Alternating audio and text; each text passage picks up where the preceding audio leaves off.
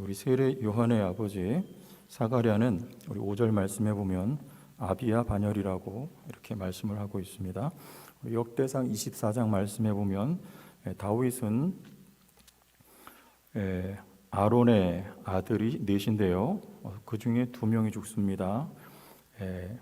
나답과 아비후가 죽고요. 성전에서 다른 불을 들이다가 죽임을 당하게 되고, 엘라살과 이다말의 이 아들들 가운데 엘라살의 자손 16명, 이다말의 자손 8명, 합이 24명의 제사장들을 세워서 섬기게 하는데, 그 가운데 우리 아비야는 오늘 말씀에 아비야 반열 그랬는데, 아비야는 8번째 반차에 세워지게 되는 인물이었습니다.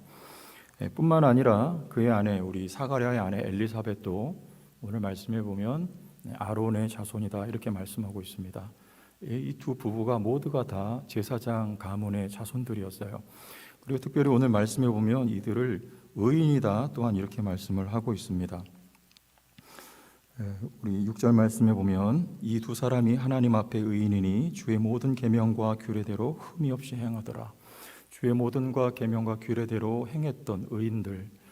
그런데 우리가 여기서 의인됨은 하나님의 계명을 지킴으로 의인된다 이렇게 생각하지 않습니다. 왜냐하면 주의 계명과 또 규례를 바리새인들은 얼마나 철저하게 지켰음에도 불구하고 우리 예수께서는 그들을 독사의 새끼들이라고 말씀을 하셨죠. 의인이라고 말씀하지 않으셨어요. 여기서 의인이라고 하는 말씀은 하나님의 사랑이 전제된 표현이라고 이렇게 감춰져 있는 내용을 우리가 읽을 줄 알아야 됩니다. 하나님께 사랑을 받고 그리고 하나님의 사랑을 알아서 우리도 하나님을 사랑함으로써 그 사랑이 이유와 동기와 근거가 되어서 주님의 계명과 규례를 지키는 것, 그 사람을 일컬어서 성경은 의인이라고 말씀하고 있는 것입니다. 저와 여러분들도 하나님의 말씀을 순종할 때 어떤 이유입니까? 하나님을 사랑하기 때문이 아닐까요? 하나님이 나를 사랑하셨고 우리도 하나님을 사랑하기 때문에 우리는 목숨 바쳐서 주님께 순종하고 하나님의 계명을 지키고자 하는 그런 열정이 있는 사람, 이 사람을 성경에서는 의인이다 이렇게 말씀하고 있다는 것을 여러분들이 꼭 기억할 수 있었으면 좋겠습니다. 그런데 문제는 우리 7절 말씀에 보면 엘리사벳이 잉태를 못함으로 그들에게 자식이 없고 두 사람의 나이가 많더라. 이 의인인데 이 사람들에게 비극적인 상황이 동시에 펼쳐졌던 것이죠. 우리가 보통 성경에서 말씀하고 있는 의인, 그러면 우리가 바라보는 의인에 대한 전망은 어떤 것입니까? 잘 풀리는 거죠. 의인은 잘 풀려야지 마땅하지 않습니까? 그런데 여기 사가랴와 엘리사벳은 잘 안 풀렸습니다. 자식이 없었어요. 더 절망적인 것은 이 두 부부가 다 나이가 많았다는 것이죠.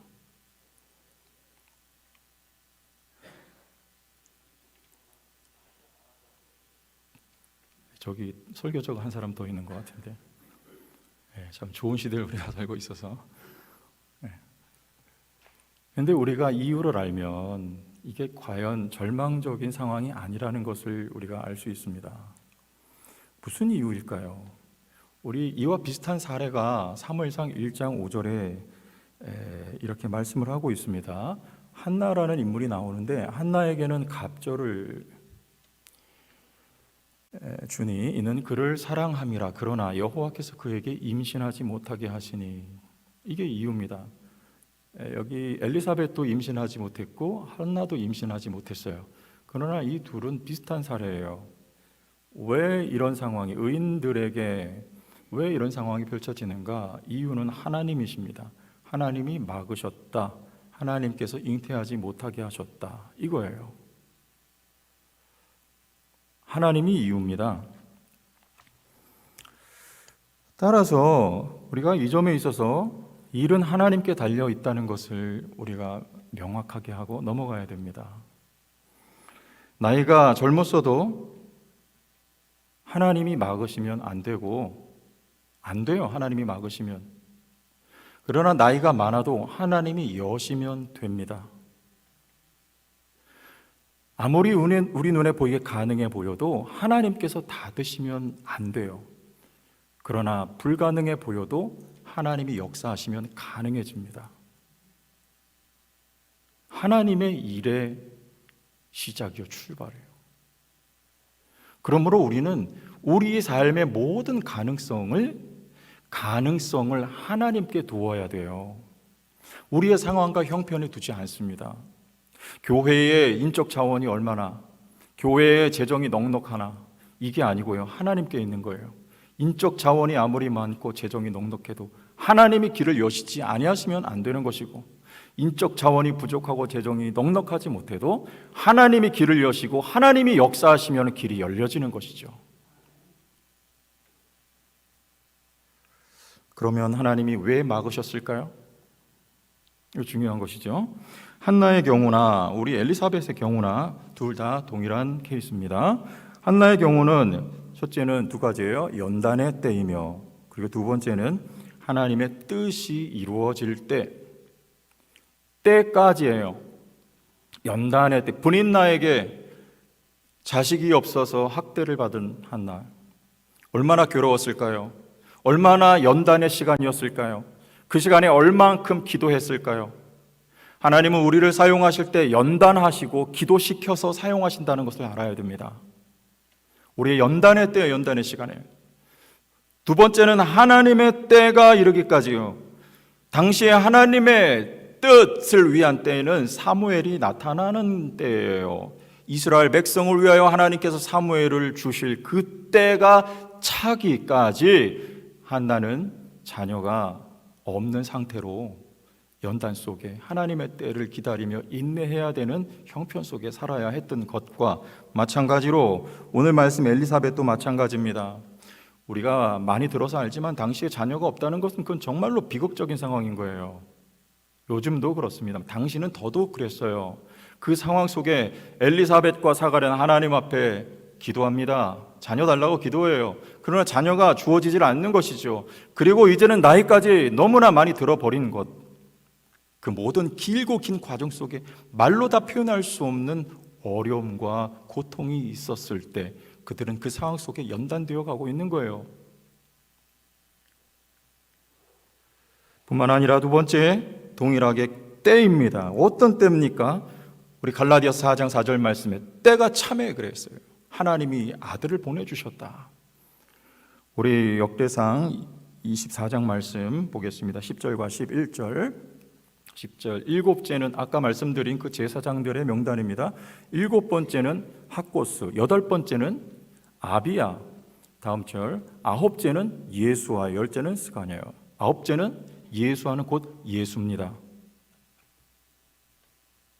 아비야 반열의 사가랴, 그리고 그 아들이었던 세례 요한의 뒤를 이어서 예수 그리스도가 오실 때, 제사장으로서 이 땅에 오실 그 때가 차기까지 엘리사벳은 인고의 세월을 자녀가 없는 채로 견뎌내야만 했던 것이죠. 왜 하나님이 막으시는가? 우리는 하나님이 막으실 때 그 상황을 보고 절망하기 쉽지만 하나님은 이유가 있어서, 어떤 이유입니까? 우리를 위하여, 그리고 하나님의 거룩한 뜻을 성취하기 위하여, 그 모든 것은 다 우리를 위한 것이고 예수 그리스도를 통하여서 인류를 위한 것이고 사무엘을 통하여서 민족을 위한 하나님의 뜻, 그 뜻이 이루어질 때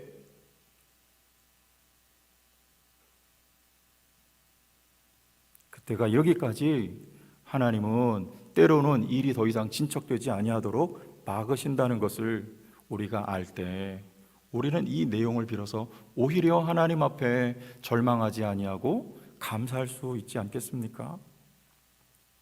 우리가 할 수 있는 것은 엘리사벳과 사가랴처럼 하나님께 대한 전폭적인 지지를 드리는 거예요. 전폭적으로 하나님의 일을 신뢰하면서 따라가는 그 성도가 바로 승리하는 성도가 됩니다. 지금은 앞이 보이지 않아요. 모든 것을 이해할 수가 없습니다. 왜냐하면 우리는 하나님의 뜻을 이해할 수 없기 때문에, 알 수 없기 때문에 그래요. 그러나 우리가 할 수 있는 것은 신뢰입니다. 신뢰. 오랜만에 나오는데 옆에 분하고 한번 인사, 신뢰합시다. 사이 안 좋으세요? 신뢰합시다. 시작. 서로를 신뢰하기 전에 살아계신 하나님을 신뢰하는 거예요. 하나님이 하시는 일을 신뢰하는 거예요. 우리 머리로 다 이해할 수 없지만, 우리는 앞을 지금 당장은 볼 수 없지만, 하나님께서 선한 일을 하고 계시고, 하나님께서 나를 위하여 역사하고 계시고, 하나님께서 교회를 위하여 역사하고 계시고, 하나님께서 이 민족을 위하여 일하고 계시다는 것을 우리는 신뢰하면서 따라가야 되는 것입니다. 우리가 할 수 있는 것은 신뢰하는 거예요. 왜 통일이 빨리 오지 않는가? 남한 땅에 지금 목회자들이, 교육자들이요, 사역자들이 갈 곳이 없어서 난립니다. 그러나 우리는 신뢰하면서 가는 거예요. 하나님의 뜻이 있단 말입니다. 그리고 통일을 이루기 위한 하나님의 때가 있단 말입니다. 그 때가 되면 우리에게 더 좋은 것을 하나님이 주시는 거예요. 신뢰하며 가는 거예요. 그리고 고난의 시간을 주님과 함께 걸어가는 것입니다. 이게 우리가 할 수 있는 거예요. 우리의 믿음이에요. 동시에 우리는 기도할 수 있어요. 13절 말씀 보겠습니다. 같이 한번 읽어보겠습니다. 시작. 전사가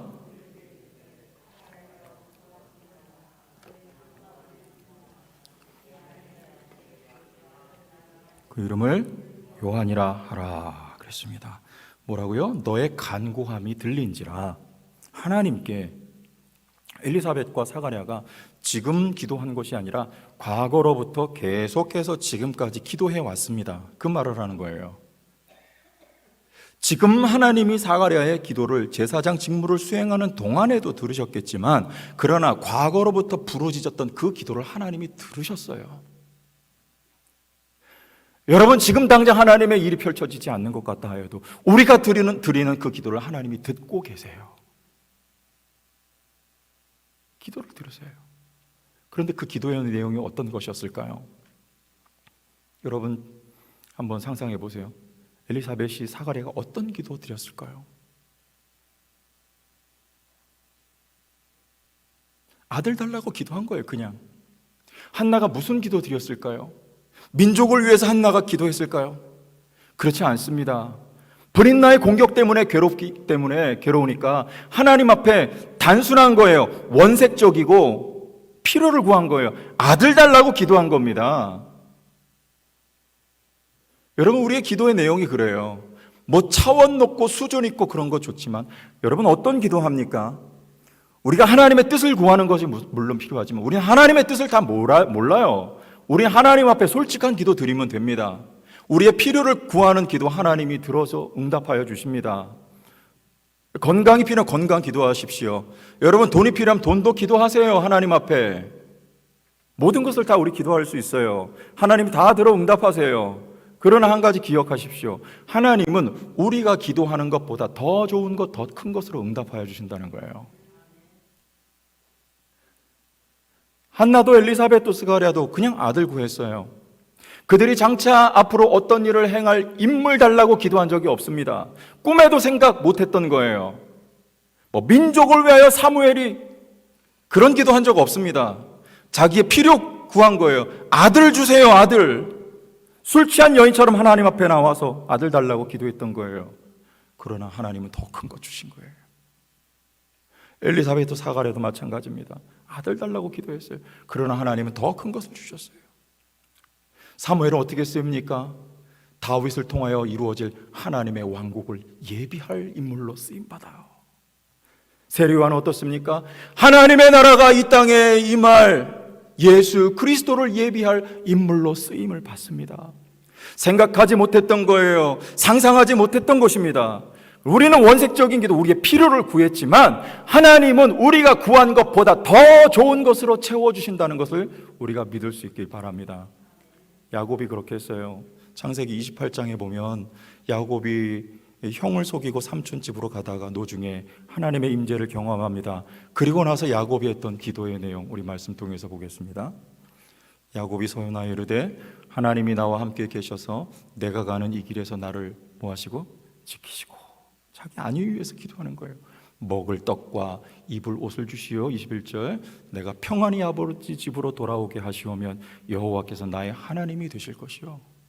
여러분, 이게 야곱의 기도의 내용이었어요. 하나님의 임재를 경험했다고 하는 야곱의 기도의 내용이에요. 자신의 안위, 그리고 자기가 먹을 것, 그리고 안전하게 주의 품으로 고향으로 돌아오게 하여 주옵소서라고 하는 그런 기도의 제목이었어요. 하나님이 그러나 야곱이 기도한 것보다 더 후하게 응답하셔요.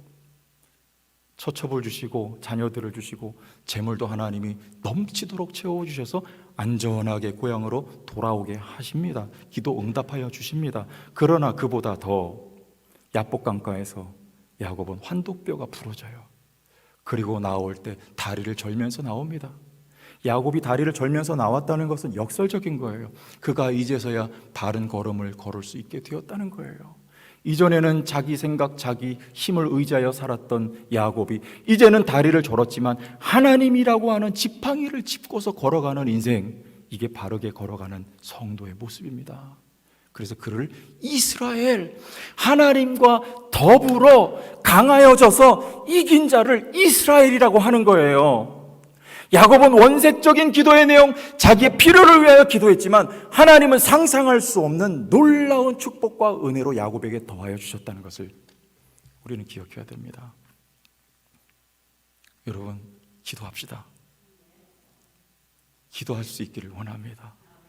우리 다음 주부터 특별 새벽 기도회 한다고 하죠. 여러분, 가정에서, 그러나 오실 수 있으면 와서 우리 함께 기도해요.